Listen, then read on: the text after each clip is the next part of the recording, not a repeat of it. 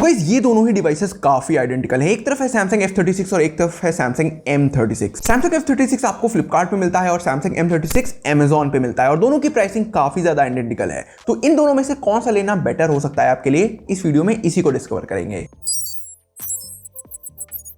देखिए दोनों की ही अगर डिस्प्ले की बात करें, यहाँ पे 6.7 इंचेस की आपको 120 हर्ट्ज रिफ्रेश रेट के साथ सुपर एमोलेड डिस्प्ले देखने को मिलती है। यू शेप नॉच नीचे की तरफ थोड़ी सी आपको चिन बेजल्स मिलते हैं। साथ ही अगर YouTube रेजोल्यूशन की बात करें तो यहाँ पे 4K तक का रेजोल्यूशन आप लोग बड़े आराम से यहाँ पे एंजॉय कर सकते हो और कंटेंट क्वालिटी काफी अच्छी आप लोगों को देखने को मिलती है। साथ ही पीक ब्राइटनेस की बात करें तो लगभग यहाँ पे 1000 निट्स तक की आपको पीक ब्राइटनेस देखने को मिलती है और आउटडोर कंडीशंस में भी विजिबिलिटी काफी बेटर है। ग्लास प्रोटेक्शन की बात करें तो दोनों में ही गोरिल्ला ग्लास विक्टस प्लस की प्रोटेक्शन दी गई है और इस प्राइस रेंज में कोई कंपनी इतनी अच्छी ग्लास प्रोटेक्शन नहीं देती है, तो प्रोटेक्शन के मामले में तो सैमसंग को बेटर मानना पड़ेगा। ओवरऑल कंटेंट क्वालिटी के हिसाब से देखा जाए कोई इश्यूज आप लोगों को नहीं आने चाहिए। बस एक जो यहाँ पे फैक्टर मेन निकल के आता है वो यू शेप नॉच और थोड़े से बेजल्स का है। बट अगर आपको यहाँ पे यू शेप नॉच से कोई प्रॉब्लम नहीं है तो आपको डिस्प्ले इसकी काफी पसंद आएगी और सैमसंग की डिस्प्ले कैलिब्रेशन काफी बेटर होती है क्योंकि ये लोग खुद एप्पल जैसे डिवाइसेस को भी डिस्प्ले यहाँ पे प्रोवाइड कराते हैं।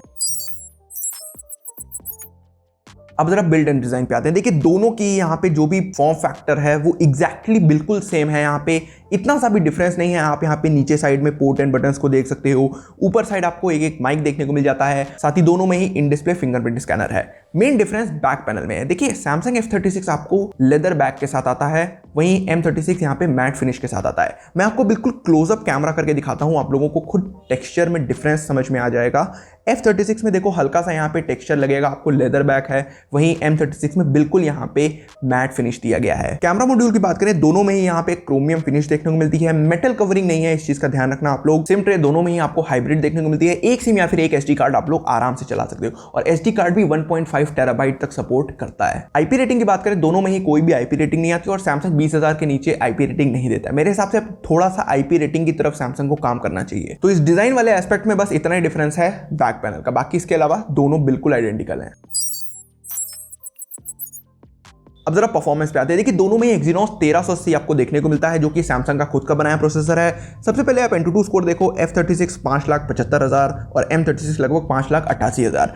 दोनों के ही Antutu स्कोर्स को मैंने 2 से 3 बार टेस्ट किया है, इसी रेंज के अराउंड Antutu स्कोर निकल के आ रहे हैं। साथ ही स्टोरेज स्कोर्स की बात करें वो भी काफी सिमिलर है, लगभग 45-44,000 के अराउंड। Geekbench स्कोर में थोड़ा सा F36 ने बेटर स्कोर दिए हैं, चाहे मल्टी कोर हो और चाहे यहाँ पे सिंगल कोर हो। अब जरा UI की बात करते हैं। देखिए UI में क्या कोई ऑप्टिमाइजेशन वाइज डिफरेंस दिया गया है? तो बिल्कुल ऐसा नहीं है। देखिए दोनों के डिवाइसेस बहुत ज्यादा आइडेंटिकल हैं और अगर मैं दोनों का वॉलपेपर बदल दूं तो आप शायद डिवाइस पहचान भी ना पाओ। बहुत ज्यादा ऑप्टिमाइजेशन मुझे आइडेंटिकल लगी।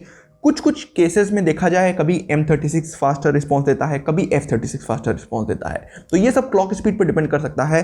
बट ओवरऑल देखा जाए ऑप्टिमाइजेशन वाइज दोनों काफी सिमिलर हैं। थोड़ी हाई इंटेंसिव टास्क की बात करें तो आप लोग सबसे पहले स्ट्रेस टेस्ट के रिजल्ट्स देखो, काफी अच्छे से ये स्ट्रेस टेस्ट परफॉर्म करता है और सबसे अच्छी बात है इसमें दोनों में वेपर चैम्बर कूलिंग है, तो यहाँ पे हीटिंग को काफी अच्छे से कंट्रोल करता है। और जनरली मैंने देखा है स्ट्रेस टेस्ट को कंप्लीट नहीं कर पाते हैं डिवाइसेस, लेकिन सैमसंग के मिड रेंज और बजट रेंज के फोन हमेशा इस टेस्ट को कंप्लीट करते हैं। साथ ही अगर आप BGMI या फिर एशवार जैसे हैवी गेम्स खेलना चाहो तो वो भी बड़े आराम से खेल सकते हो। बाकी अगर बिल्कुल परफॉर्मेंस ओरिएंटेड डिवाइस चाहिए तो सैमसंग शायद आपकी चॉइस नहीं होनी चाहिए पहली, क्योंकि ये लोग कंप्लीट एक्सपीरियंस प्रोवाइड करते हैं। लेकिन अगर सिर्फ आपको गेमिंग करने के लिए ये डिवाइस चाहिए तो आप लोग और बेटर डिवाइसेस हैं जैसे Realme P3, Oppo K13, उन पे फोकस कर सकते हो। कैमरा की बात करें बैक साइड में 50 का प्राइमरी, 8 का अल्ट्रा वाइड, 2 का मैक्रो मिलता है और दोनों में ही बिल्कुल सेम सेटअप है। साथ ही फ्रंट में 13 मेगापिक्सल के कैमरे हैं। फोटोज को अगर आप कंपेयर करो तो बिल्कुल ditto similar colour tone, colour saturation, dynamic range, सारी चीजें काफी सिमिलर निकल के आती हैं। दोस्तों अगर मैं वाटर मार्क ना लगाऊं तो शायद खुद भी ना बता पाऊं कि कौन सी फोटो किस डिवाइस से कैप्चर की गई है। ओवरऑल देखा जाए कैमरा दोनों के देखिए बहुत अच्छे हैं और इस फोन की मेन USP इसका कैमरा है। कैमरा ऑप्टिमाइजेशन में आपको कहीं भी कमी नहीं देखने को मिलेगी। इवन मैं आपको लो लाइट सैंपल्स दिखा देता हूं। लो लाइट में भी देखो मैंने स्क्रीन रिकॉर्डिंग करके कैप्चर किया है, काफी अच्छे से ये दोस्तों लाइट अप करता है इमेजेस को। वीडियो रिकॉर्डिंग की बात करें तो यहाँ पे ये डिवाइस बहुत अच्छा है। फ्रंट बैक दोनों में ही आपको 4K 30 FPS की रिकॉर्डिंग मिलती है। साथ ही बैक साइड में OIS सेंसर भी आपको मिलता है। वीडियो रिकॉर्डिंग में देखिए सैमसंग का कोई मुकाबला नहीं है। बजट रेंज में बहुत अच्छी ऑप्टिमाइजेशन मिलती है, चाहे आप व्लॉगिंग के लिए फोन लेना चाहो या फिर रियर कैमरे से रिकॉर्डिंग करना चाहो, अच्छी रिकॉर्डिंग कर पाओगे। ओवरऑल देखा जाए दोस्तों दोनों ही कैमरा के लिए बहुत अच्छे डिवाइसेस हैं और अगर आपका बजट यहाँ पे 15-16 हज़ार के अराउंड है ना तो डेफिनेटली इनको जरूर चेकआउट करना, क्योंकि दूसरी कंपनियां परफॉर्मेंस पे ज्यादा फोकस कर रही हैं लेकिन सैमसंग ने इस बार कैमरे पे ज्यादा फोकस किया है। बैटरी की बात करें, देखिए दोनों में ही 5,000 mAh की कैपेसिटी मिलती है आपको 25 वॉट की सुपर फास्ट चार्जिंग के साथ। चार्जर आपको इनबॉक्स मिलेगा नहीं तो 800 से 1000 रुपये अलग से रखना। और मैं ये चीज़ हर वीडियो में बताता हूँ क्योंकि लोग उसको काउंट नहीं करते हैं, लेकिन फ़ोन लेने के बाद एक वो कॉस्ट निकल के आ जाती है। बाकी One UI 7 की ऑप्टिमाइजेशन काफ़ी अच्छी है। थोड़ा सा बैटरी ड्रेन हैवी आपको मिलेगा क्योंकि इस बार One UI 7 में ऐसा नोटिस किया गया है, लेकिन फिर भी दोनों के आइडेंटिकल स्क्रीन ऑन टाइम निकल के आते हैं और बैटरी बैकअप लगभग एक दिन आराम से आपके दोनों ही फ़ोन चल जाएंगे। साथ ही One UI अपने फीचर्स वगैरह भी देती है बैकग्राउंड एक्टिविटी को कंट्रोल करने का थोड़े एडवांस लेवल पे, तो आप लोग अच्छे से बैटरी बैकअप को भी मैनेज कर सकते हो। अपडेट पॉलिसी की बात करें, दोनों ही आपको 6 साल की अपडेट पॉलिसी देते हैं। मेरे हिसाब से बहुत कमाल की अपडेट पॉलिसी मिलती है। और देखिए सैमसंग की अपडेट टाइमली आते हैं। ये अभी 1 महीना भी नहीं हुआ है M36 को लिए हुए और इसमें एक अपडेट रोल आउट भी कर दिया सिक्योरिटी लेवल का। F36 में भी लगभग इसी महीने अगस्त में एक अपडेट रोल आउट होने वाला है। हर 1.5 से 2 महीने में ये लोग एक अपडेट रोल आउट करते हैं छोटे छोटे लेवल पे। साथ ही दोस्तों Android 21 तक के अपग्रेड्स आपको मिलेंगे। कोई कंपनी आज के टाइम पे इतनी बड़ी अपडेट पॉलिसी यहाँ पे क्लेम नहीं कर रही है। तो मेरे हिसाब से डेफिनेटली आपको अपडेट पॉइंट ऑफ व्यू से भी इन दोनों ही डिवाइसेस को देखना चाहिए, क्योंकि एक लेवल के बाद स्पेशली जो चाइनीज फोन्स होते हैं वो अपने फ़ोन को भूल जाते हैं कि हमने कोई फ़ोन भी बनाया था ऐसा, लेकिन सैमसंग याद रखता है और रेगुलर अपडेट्स देता है। दोनों के ही स्पीकर्स की बात करें, सिंगल स्पीकर आपको मिलता है। साथ ही दोनों में ही स्पीकर्स के ऊपर डॉल्बी एटमॉस का भी सपोर्ट है। अब जरा आप लोग पहले F36 का आउटपुट सुनो।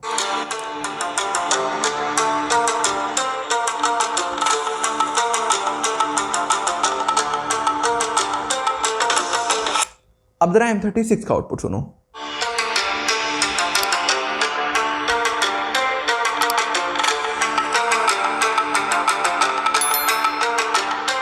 और साथ ही दोस्तों इस कंपैरिजन का सिर्फ यही मतलब है कि किसी के मन में अगर थोड़ा सा भी डाउट है कि यार थोड़े से कैलिब्रेशन में ऊपर नीचे है, तो वही मैं दिखाना चाहता हूं कि दोनों के स्पीकर्स बिल्कुल एकदम आइडेंटिकल हैं।